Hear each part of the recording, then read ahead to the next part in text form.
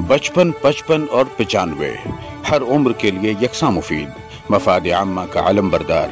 जरूर सब्सक्राइब करें, लाइक करें, शेयर करें और बेल आइकन प्रेस करना न भूलें। Rabbani the scholar YouTube channel.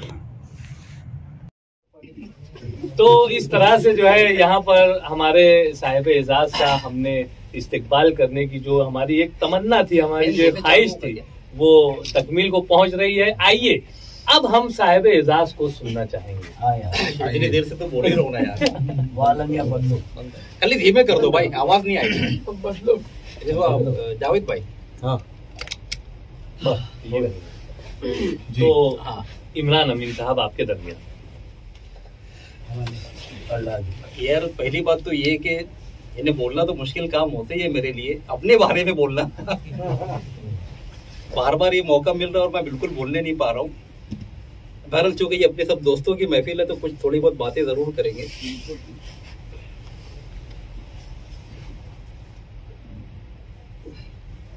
तो मीर का शेर कौन सा है? कुछ न जाना, जाना जाना कि कुछ न जाना है।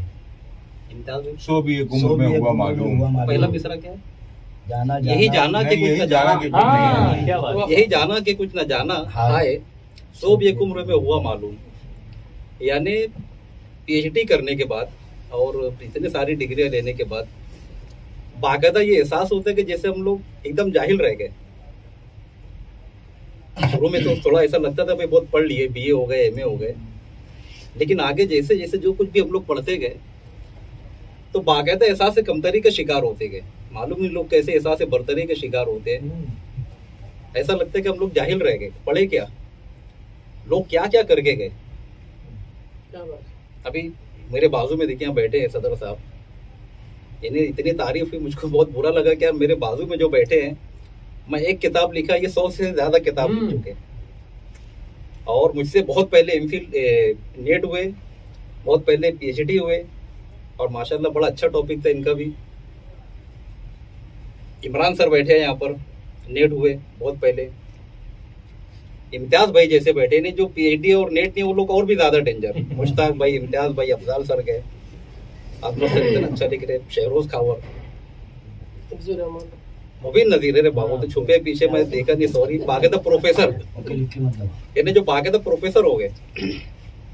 तो कुछ भी नहीं हूं मैं इन लोगों के सामने, बल्कि मैं तो इनको अपना आइडियल समझता हूँ। शहरोज खावर जो तनकीद की अफसाना निगारी में 2 साल पहले मैं देखा, जबरदस्त तनकीद, पूरे इंडिया में उनका नाम हुआ। सादिक भाई बैठे यहाँ पर, अफसाना निगारी में उनका जो काम है, शायरी में जो है, म्यूजिक पे सब यहाँ जो बैठे, बाकी जितने सब म्यूजिशियन है कूनर एकेडमी के, सब अपने आप में जो तो एक अंजुमन है।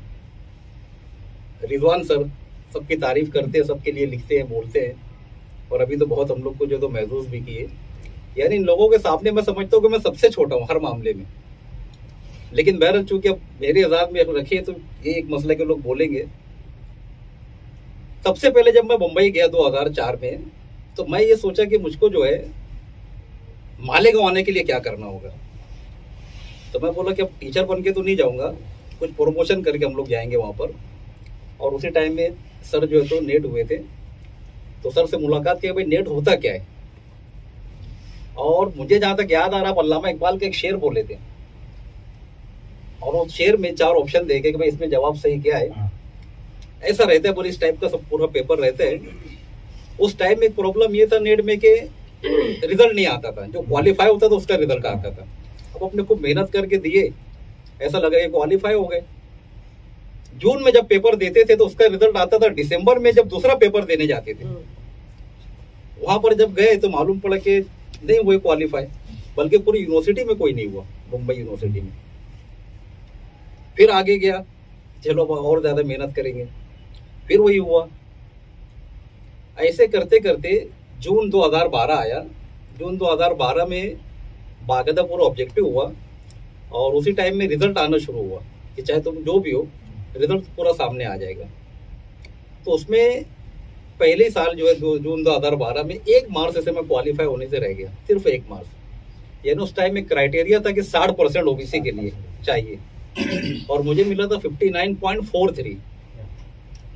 2 मार्क्स के 1% होते हैं। तो मैं 2 मार्च का एक सवाल होता है, तो 2 मार्च से मैं रुक गया, यानी एक सवाल खाली मेरा गलत होने की वजह से।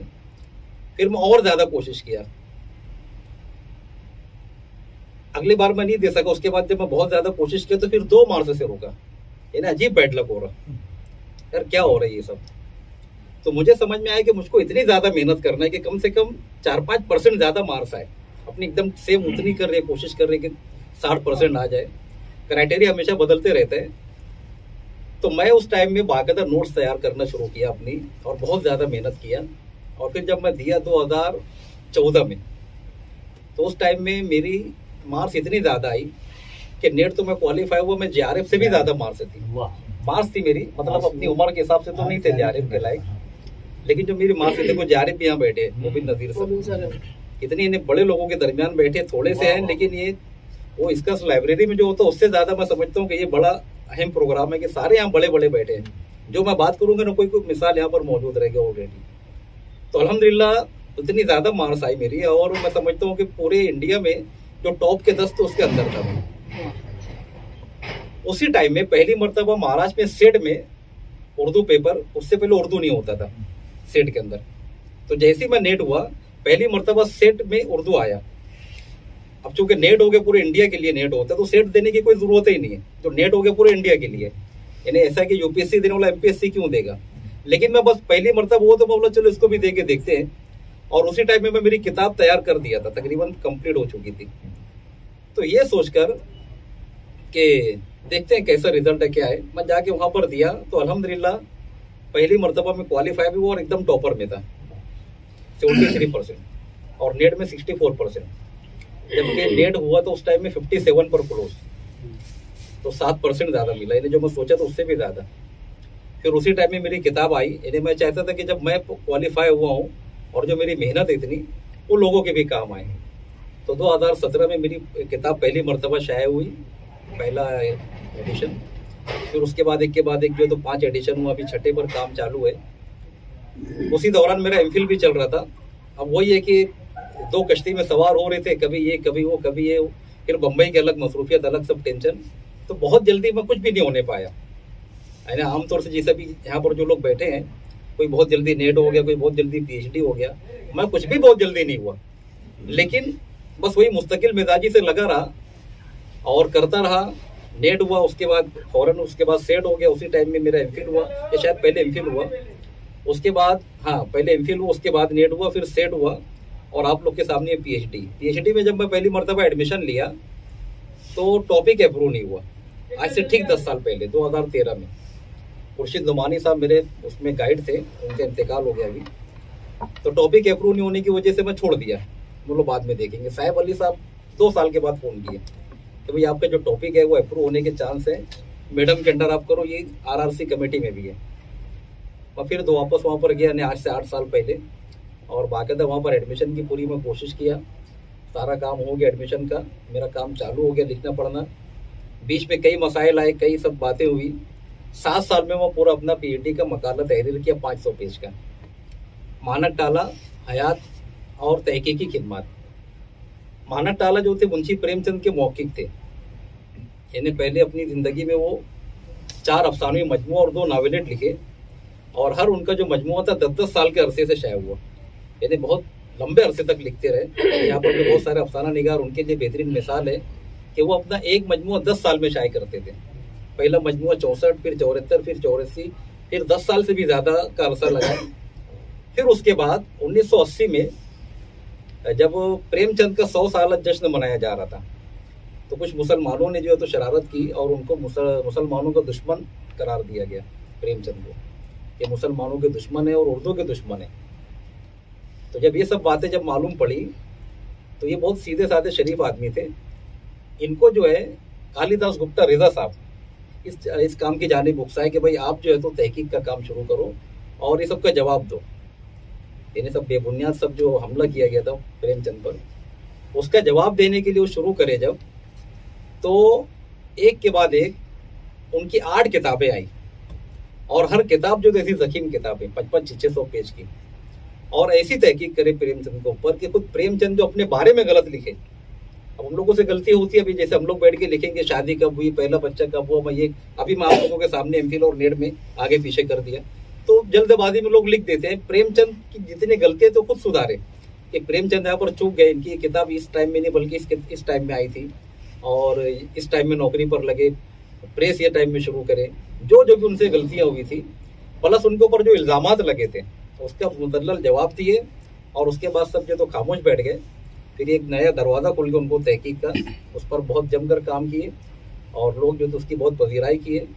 एक के बाद एक 8 किताबें आई। उसी दौरान में वो जो है तो मुंबई यूनिवर्सिटी के अंदर एक सेमिनार था, इनके एजाज में सेमिनार रखा गया, तो उस सेमिनार में मैं भी शरीक हुआ था। मैं जब एमफिल नहीं किया, हाँ एमफिल में मैं था जब, उस सेमिनार में वो सारी किताबें ला के सब दिए, सब सामने रखी थी किताबें प्रेमचंद पर, हर गाइड के सामने, मतलब जितने वहाँ पे प्रोफेसर थे सारे लोगों के टेबल पर किताबें रखी थी प्रेमचंद पर। तो उस टाइम में पहली मरतबा मेरे जहन में आया। फिर मानक टाला के साथ मैं बैठता भी था, अक्सर उनके घर जाता था, बातचीत होती थी पाली हिल में। तो वो भी चाहते थे कि अगर मैं पीएचडी उन पर करूँ तो बहुत खुशी की बात है, लेकिन बैड लक ये कि यूनिवर्सिटी का एक ऐसा कानून था कि कोई उनकी हयात में पीएचडी नहीं कर सकता, जिसके ऊपर भी करना उनकी मौत के बाद। उसकी वजह ये है, 2 बात है कि पहली बात तो एक उनका काम कंप्लीट नहीं हुआ, जिसका इंतकाल होगा उसका काम कंप्लीट हो गया, अब उसके ऊपर पीएचडी करना मुनासिब भी है। दूसरी बात है कि कुछ दूसरे मामला भी होने लगते हैं, इन्हें लोग अपने बारे में पीएचडी करवाना चाहते हैं, कुछ पैसा वगैरह भी देते हैं ऐसा। तो ये सबको खत्म करने के लिए उनका अपना एक कानून था। तो मैं उनको बताया कि भाई जब तक का आप जिंदा है मैं आप पर पीएचडी नहीं कर सकूंगा। तो बहुत वो हंसे भी, बोले बहरहाल जब भी मौका मिले जरूर करना। सारी किताबें मुझको दिए, उस टाइम से किताबें रखी थी, यानी 2009-10 की बात है ये। फिर बाकायदा मेरा जो एडमिशन हुआ 2015 में, उस टाइम में मैं अपना काम शुरू किया। बहुत तकलीफ हुई काम में। मैं अक्सर ऐसा होता था कि मालेगांव जब आता था बम्बई से, तो मेरे पास 70-80% खाली किताबें होती थी। तो सामान लोग लेकर आते हैं, कपड़ा, मिठाई, ये वो, तो मेरे टोटल सामान में 70-80% किताबें और जो पेपर वगैरह मैं लिखता था वो सब होता था। फिर यहाँ से लेकर जाना, फिर लेकर आना, क्योंकि सबसे मेन टाइम वेकेशन का मिलता था यहाँ पर काम करने का। बम्बई में इतना टाइम मिलने नहीं पाता था, तो ज़्यादा काम वेकेशन में हुआ। और सबसे ज़्यादा मुझको जो वक्त मिला वो लॉकडाउन का था। लॉकडाउन में खासतौर से जो अगला साल था, दूसरा साल, उसके अंदर मेरा पूरा काम कंप्लीट हुआ। और अरशद के हम लोग बैठ के डीटीपी करते थे, पूरी रात हम लोग डीटीपी करते थे। यानी वाकई में बहुत ज़्यादा उस पर तकलीफ भी, बहुत सारे मसाइल भी आए, पैसा भी बहुत खर्च हुआ, मेहनत भी बहुत करना पड़ी। पूरी रात हम लोग जाते थे, पूरी रात में बैठ के हम लोग उसको डीटीपी करे 500 पेज, उसकी फिर प्रूफ रीडिंग वगैरह, फिर जाके मैडम को बताने के लिए उस टाइम में लॉकडाउन में उनके घर जाने की इजाज़त थी, एक वो अलग मसला। फिर जब लॉकडाउन पूरा खत्म हुआ, उनको जाके पूरा बताया, पूरा चेक करे, वो सब होते होते मजीद 1 साल लगा। फिर मैं जाके पिछले साल रमजान महीने में सबमिट किया और 1 साल के बाद फिर मेरा वाइवा हुआ। फिर पूरी स्टडी में किया ताकि वाइवा में कुछ गड़बड़ ना हो। अल्हम्दुलिल्लाह आप लोगों की दुआ से बहुत अच्छा वाइवा हुआ, हर सवाल का जवाब दिया और बहुत खुश हुए जितने बाहर से सब आए थे। और मैं समझता हूँ कि 15 मार्च 2023 को वाइवा हुआ और पूरा मुझको डिग्री वगैरह जो है बाकायदा अवार्ड हुई। तो कहने का मतलब ये कि बहुत लंबा सफ़र है। 2004 से लेके जो शुरू हुआ, 2003-4 से वो 23 तक चला। इसमें एमफिल, पीएचडी, नेट, सेट और बीएड, ये 5। और इत्तेफाक की बात है कि इम्तियाज़ भाई बैठे हैं। मैं मुंबई यूनिवर्सिटी से जर्नलिज्म भी किया था, जिसमें इम्तियाज़ भाई मेरे उस्ताद थे। तो ये 6 काम जो तो मैं इन 20 सालों में किया, जो मैं समझता हूँ कि सबसे बड़ा मेरा काम है। यानी हम लोग समझते हैं कि भाई बीए और एमए करना बहुत मुश्किल है, जबकि ये ऐसी नेट और सेट खासतौर से ऐसी चीज़ है, यहाँ सब बैठे हैं, 2% रिजल्ट होते हैं। यानी अगर 100 लोग पेपर दे रहे हैं तो सिर्फ 2 लोग क्वालिफाई होंगे, और कभी कभी ऐसा होता है कि उससे भी कम, 2 भी नहीं होने पाते। यानी 200 लोग देंगे तो उसमें 3 लोग क्वालिफाई होंगे, कभी कभी ये होते हैं। तो बड़ा मुश्किल यानी वो वक्त होता है और बहुत ज़्यादा मेहनत की ज़रूरत होती है। लेकिन अगर हम लोग यकसुई के साथ और अपने पूरे काम पर ईमानदारी से मेहनत करें, एक अगर हमारा फोकस हो, तो कोई मुश्किल नहीं है। ज़्यादा खुशी की बात यह कि मैं तो हुआ, मैं जैसे ही क्वालिफाई हुआ उसके बाद जब मैं मौलाना आज़ाद में लेक्चर लेना शुरू किया, तो वहीं पर मानो नेट की मैं क्लास भी शुरू किया। और अल्हम्दुलिल्लाह मेरी क्लास में नेट में एक लड़की पहले नेट हुई, फिर वही लड़की अगली मरतबा जेआरएफ हुई, सेट भी हुई। वसीम अकील शाह उस क्लास में होते थे, वो सेट हुए। अभी जो आपके अफसाना पढ़ेंगे।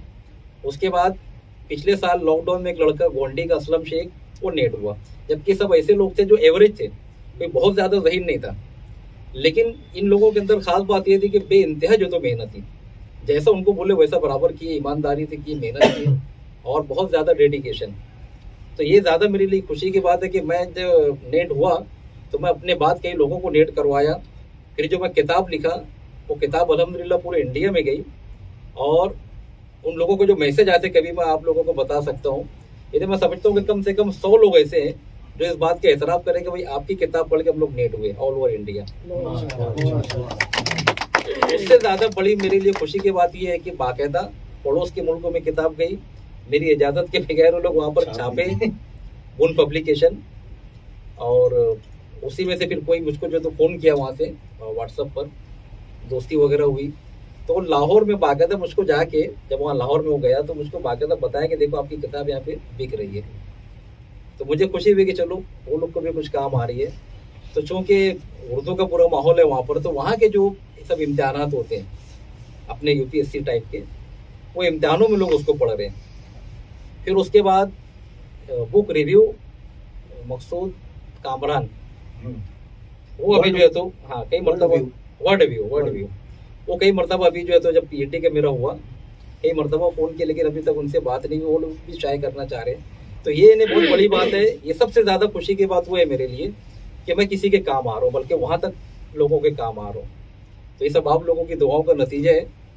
बहुत ज्यादा मुझको खुशी हुई कि मेरे बहुत अच्छे दोस्त लोग यहाँ पर आए, बल्कि कहीं कहीं पे डर लग रहा था कि फला आएगा कि नहीं, वो सब के सब आए। तो ये ज्यादा खुशी की बात है कि सब बातों को बालाए ताक रखते हुए यहाँ पर जमा हुए, और ये बस आप लोगों की मोहब्बत है सब। जावेद भाई का मैं बहुत शुक्रिया अदा करूँगा, और इम्तियाज़ भाई इसमें सबसे ज़्यादा जो मतलब मैं तो उनको देख ही रहा हूँ, सब उनका काम करने का पूरा तरीका बेइंतहा जो तो खुलूस के साथ लगे हुए थे। और मैं चाह रहा था टालना, मतलब मैं तो सोच रहा था ना हो तो अच्छा, क्योंकि एक के बाद एक इतना होता मुझको थोड़ा बुरा लगने लगा। ये तीसरा सनीचर है, हैट्रिक हो गया सनीचर का आप लोगों का। फिर उसके बाद सर का, फिर यहाँ पर पारानी साहब का ग्रुप, उसके बाद जो है तो सिटी कॉलेज में प्रिंसिपल वगैरह, तो कई मरतबा कई हुआ मुझको बुरा लगने लगा था कि भाई अब ये बंद हो जाना चाहिए। लेकिन जावेद भाई का इसरार था कि नहीं हर हाल में हमारे यहाँ पर होगा, तो मुझे लगा कि चलो ठीक है वो तो होनी चाहिए, यहाँ नहीं होगा तो फिर कहाँ होगा। इम्तियाज़ भाई की बहुत ज़्यादा कोशिश थी, सारे अहबाब जो है तो चाह रहे थे यहाँ पर हो, और बस ये था कि भाई बहुत ज़्यादा बड़े पैमाने पे करने के बजाय ज़्यादा बेहतर रहते, और वहाँ पर एक हमेशा डर लगा रहता है इस कस में कि कब पुलिस आ जाए और पूरा प्रोग्राम अपना खराब कर दे। तो ये ऐसा था कि अगर रात भर भी चले तो कोई मना करने वाला नहीं है, हमारे अपने हाथ में जो लिमिटेड लोग हैं वो आखिर तक यहाँ पर रहेंगे, सुनेंगे, पूरी बात होगी। तो ये ज़्यादा बेहतर था और वैसे ही हुआ। बहुत ज़्यादा मैं आप लोगों का शुक्रिया अदा करूँगा, जावेद भाई, रिजवान सर, इम्तियाज़ भाई और सदर साहब का ख़ास तौर से, कि बहुत कीमती वक्त दिए। सब ऐसे लोग हैं जो रात में जागते नहीं है, जल्दी सोने वाले लोग यहाँ पर बहुत सारे आ गए, तो इन लोगों का खास तौर से मैं शुक्रिया अदा करूँगा। मुबीन सर यहाँ पर आए, कदम कदम पे रहनुमाई और कदम कदम पे इन्हें, वो चूँकि बहरहाल हमारे पेशरू रहे, पहले नेट भी हुए, पहले पीएचडी भी हुए, तो पीएचडी के दौरान बार बार वो भी जो है तो मुझको पूछते रहते थे भाई कहाँ तक पहुँचा, कहाँ तक हुआ। इमरान सर पीएचडी के मामले में मेरे पीछे हैं, लेकिन वो भी हमेशा जो है तो गाइड करते रहे कि भाई आप जो है तो अफजाल सर से जो कुछ भी सुने, तो हमेशा वो भी जो है तो कुछ ना कुछ बोलते रहे, उकसाते रहे काम की तरफ। तो आप तमाम का बहुत बहुत शुक्रिया। शहरोज खावर, इब्दुल रहमान, तमाम का शुक्रिया। कोहिनूर एकेडमी के जितने फनकार, तमाम का शुक्रिया। और रिजवान रब्बानी सर का बतौर खास शुक्रिया, और ख़ास तौर से आज जो महफिल को कहकाजार बनाए, ये जो तो यादगार रहेगी उसमें से वो एडिट मत करना। बहुत शुक्रिया। अल्लाह। बचपन, 55 और 95 हर उम्र के लिए यकसा मुफीद, मफाद आम्मा का आलम बरदार। जरूर सब्सक्राइब करें, लाइक करें, शेयर करें और बेल आइकन प्रेस करना न भूलें। Rabbani the scholar YouTube channel. Rabbani the scholar YouTube channel इल्मी, अदबी, दीनी, मिल्ली, समाजी, सकाफती, तहजीबी, फलाही, तिब्बी, फ़न्नी, माशी, तिजारती, माशरती, इंतज़ामी, इनकलाबी, तहरीकी, तहकीकी, तकनीकी, तफ्तीशी, तामीरी, तालीमी व मालूमाती यूट्यूब चैनल। ज़रूर सब्सक्राइब करें, लाइक करें, शेयर करें और बेल आइकन प्रेस करें। Rabbani the scholar YouTube channel.